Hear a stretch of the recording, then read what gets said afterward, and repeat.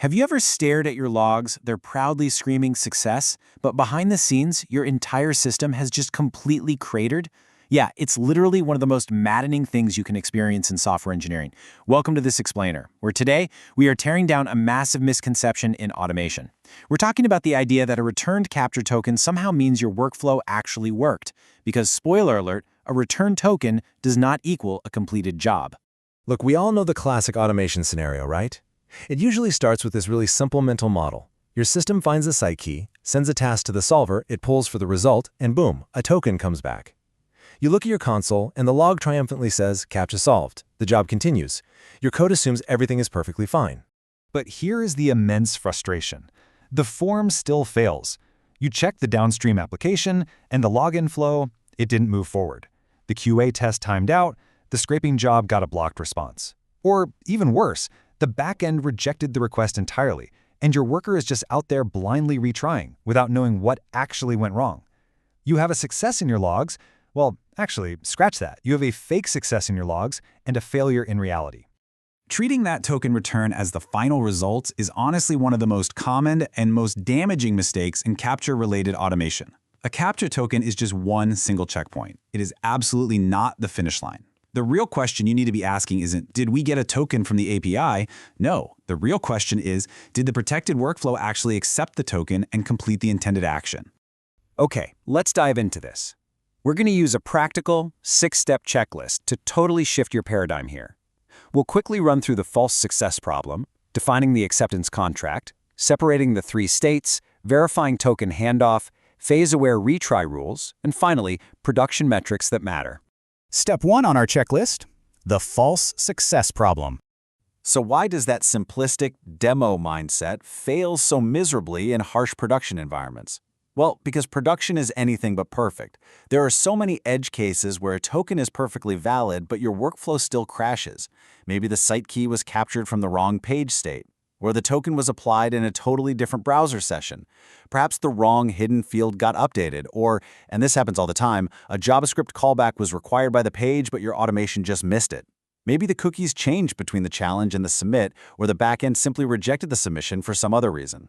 Without checking for these specific things, your post-failure debugging is just complete guesswork.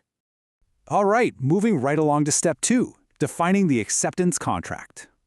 Before your system even attempts to solve anything, you need to define what actual success looks like and capture the data you need to prove it. You have to contrast actual business outcomes against weak signals. People often ask, what is the best acceptance check? The answer is always the actual business outcome.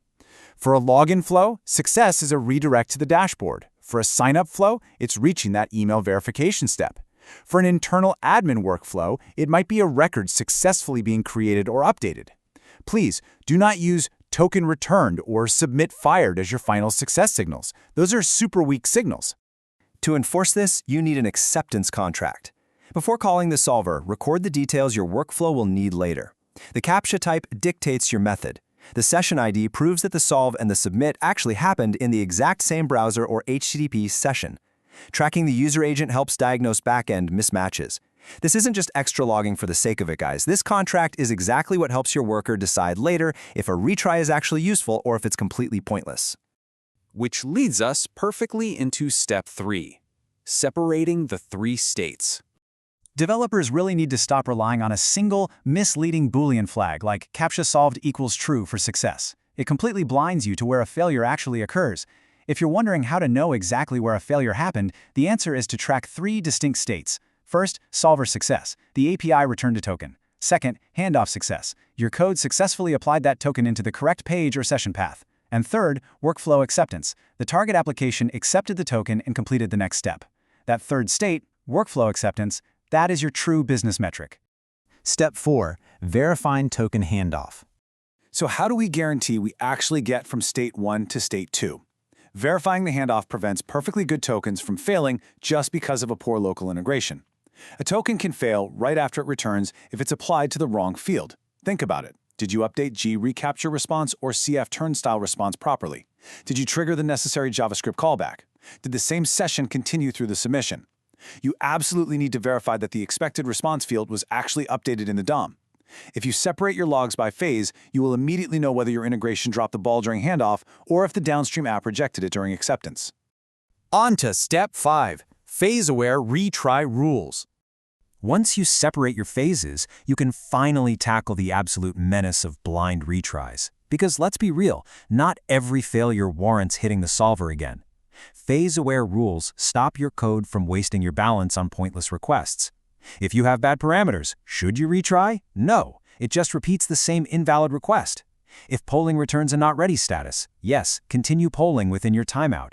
What if the token returned but the handoff field is missing on the page? No, definitely do not retry the solve. You need to fix your page detection. If the backend rejected it, maybe retry, but only if you confirm there is zero risk of a duplicate action. And that brings up a critical concept for post-solve actions: idempotency. It's the property of certain operations where they can be applied multiple times without changing the result beyond the initial application. Put simply, if you hit submit twice, it only charges the credit card once. This is an absolute necessity to protect your database when you're automating risky actions. Let me paint a picture for you. Imagine a blind retry on a checkout page. Your automation submits the form, the token is accepted, the order is placed, but a network timeout hides the success response from you.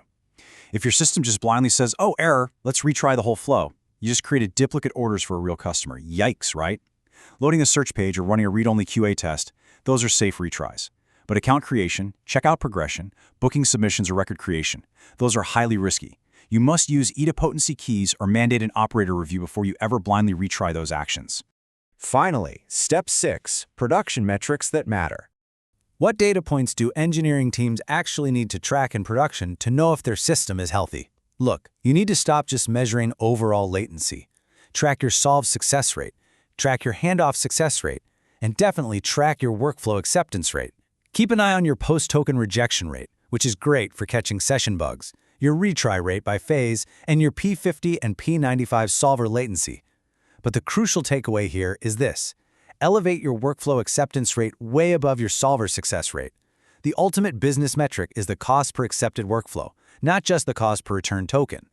To really underscore this entire paradigm shift, I want to read a quote directly from our source material. A cheap token is not useful if the protected workflow rejects the result. It's that simple. If your downstream acceptance is garbage, it honestly doesn't matter how fast or cheap the solve was. The operation still failed. Before we wrap up, let's do a rapid-fire rundown of what absolutely not to do, just to cement this. Do not mark a job complete when the token returns. People often ask, is a return token proof that the workflow succeeded? Absolutely not. It only proves the solver returned a result. You still need your handoff and acceptance checks. Next, do not apply a token in a different browser session. Do not ignore callback-based implementations. Do not hide post-token rejections under a generic timeout error. And do not retry risky, non-idempotent actions blindly. Also, just as a quick technical best practice reminder, this kind of automated workflow should only be used in owned, client-authorized, or contractually permitted environments. The practical takeaway today is incredibly simple, but deeply impactful. Do not stop at token returned. Measure the handoff, verify the outcome, log the acceptance. That is exactly how teams move from a fragile, basic demo script to a rock-solid production-ready automation workflow. I'm going to leave you with this final, provocative question to ask yourself and your engineering team today. Are you paying for solved CAPTCHAs, or are you paying for accepted workflows? Focus on the latter and watch your reliability soar. Thanks for joining me on this explainer, and happy building.